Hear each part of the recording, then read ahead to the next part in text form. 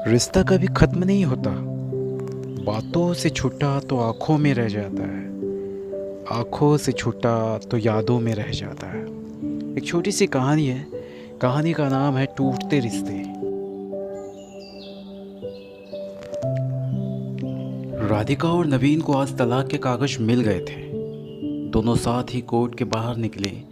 दोनों के परिजन साथ थे और उनके चेहरे पर विजय और सुकून के निशान साफ झलक रहे थे। 4 साल की लंबी लड़ाई के बाद आज फैसला हो गया था। 10 साल हो गए थे शादी को, मगर साथ में 6 साल ही रह पाए थे।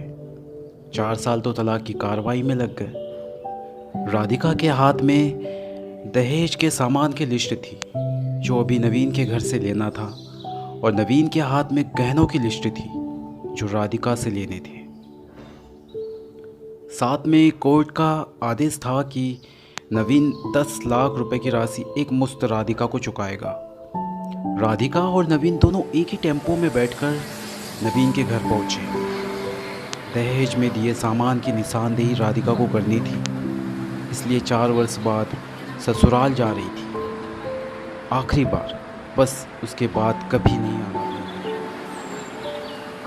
सभी परिजन अपने अपने घर जा चुके थे। बस 3 प्राणी बचे थे, नवीन, राधिका और राधिका की माँ। नवीन घर में अकेला ही रहता था।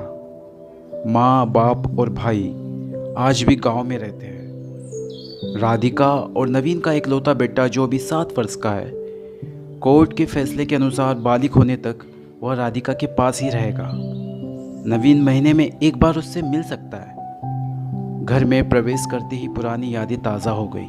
कितनी मेहनत से सजाया था इसको राधिका ने। एक एक चीज़ में उसकी जान बसी थी।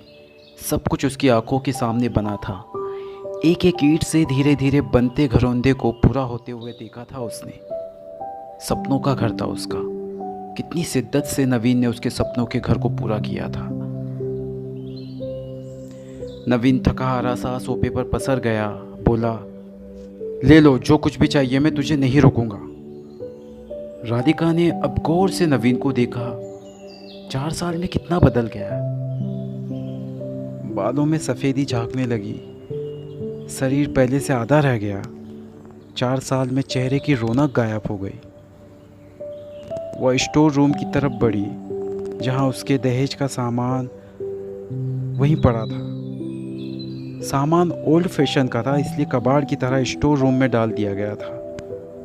मिला भी कितना था उसको दहेज में? प्रेम विवाह था दोनों का। घर वाले तो मजबूरी में साथ हुए थे। प्रेम विवाह था ना, तभी तो नज़र लग गई किसी की। क्योंकि प्रेमी जोड़ी को हर कोई टूटता हुआ देखना चाहता है। बस एक बार पीकर बहक गया था नवीन, हाथ उठा बैठा था उस पर। बस वो गुस्से में मायके चली गई थी। फिर चला था लगाने सिखाने का दौर। इधर नवीन के भाई भाभी, उधर राधिका की माँ। नौबत कोर्ट तक जा पहुंची। वो तलाक हो गया। ना राधिका लौटी, ना नवीन लाने गया। राधिका की माँ बोली, कहाँ है तेरा सामान? इधर तो कहीं नहीं दिखता, बेच दिया होगा इस शराबी ने। चुप रहो माँ। राधिका को ना जाने क्यों नवीन को उसके मुंह पर शराबी कहना अच्छा नहीं लगा। फिर स्टोर रूम में पड़े सामान को एक एक कर लिस्ट में मिलाया गया। बाकी कमरों से भी लिस्ट का सामान उठा लिया गया। राधिका ने सिर्फ अपना सामान लिया, नवीन के सामान को छुआ भी नहीं। राधिका ने नवीन को गहनों से भरा बैग पकड़ा दिया। नवीन ने बैग वापस राधिका को दे दिया। रख लो, तुम्हें रख लो, मुझे नहीं चाहिए, काम आएंगे तुम्हारे मुसीबत में। गहनों की कीमत 15 लाख से कम ना थी। क्यों? कोर्ट में तो तुम्हारा वकील कितनी दफ़ा गहने गहने चिल्ला रहा था। कोर्ट की बात कोर्ट में ख़त्म हो गई राधिका। वहाँ तो मुझे भी दुनिया का सबसे बुरा जानवर और शराबी साबित किया गया। सुनकर राधिका की माँ ने नाक भौं चढ़ाई। नहीं चाहिए, वो 10 लाख भी नहीं चाहिए। क्यों? कहकर नवीन सोफे से खड़ा हुआ। बस यूं ही राधिका ने मुंह मोड़ लिया। इतनी बड़ी जिंदगी है, कैसे काटूंगी? ले जाओ, काम आएंगे।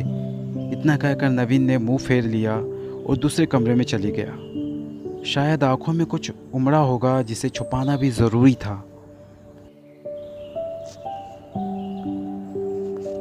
राधिका की माँ गाड़ी वाले को फ़ोन करने में व्यस्त थी। Luggage service.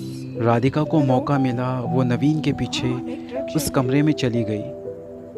वो रो रहा था, अजीब सा मुंह बनाकर, जैसे भीतर के सैलाब को दबाने दबाने की जद्दोजहद कर रहा हो। राधिका ने उसे कभी रोते हुए नहीं देखा था।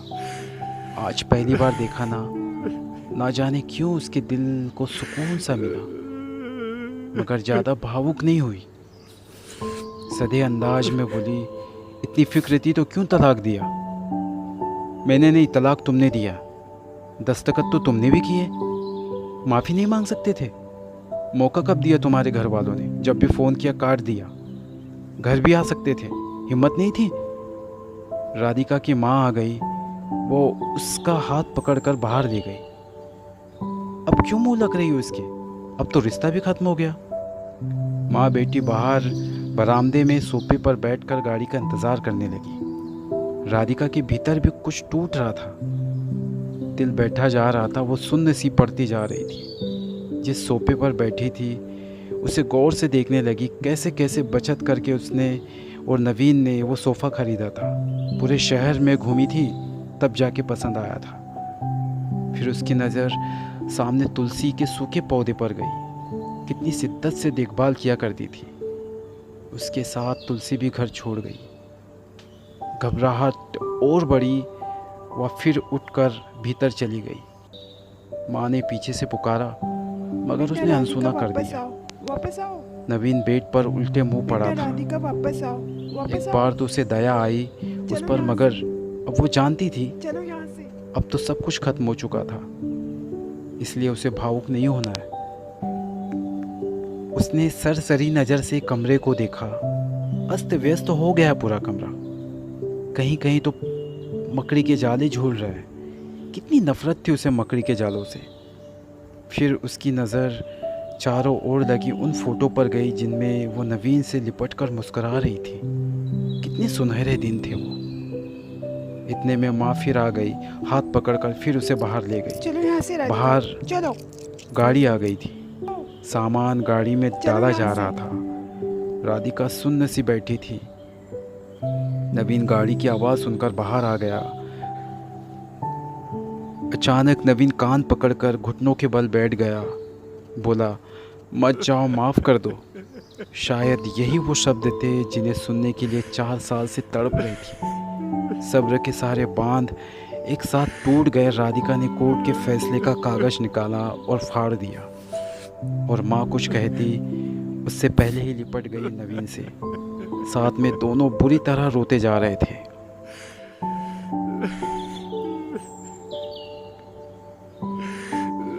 दूर खड़ी राधिका की माँ समझ गई, कोर्ट का आदेश दिलों के सामने कागज से ज़्यादा कुछ नहीं। काश उनको पहले मिलने दिया होता। अगर माफ़ी मांगने से ही रिश्ते टूटने से बच जाए तो माफ़ी मांग लेनी चाहिए। बस इतनी सी थी कहानी।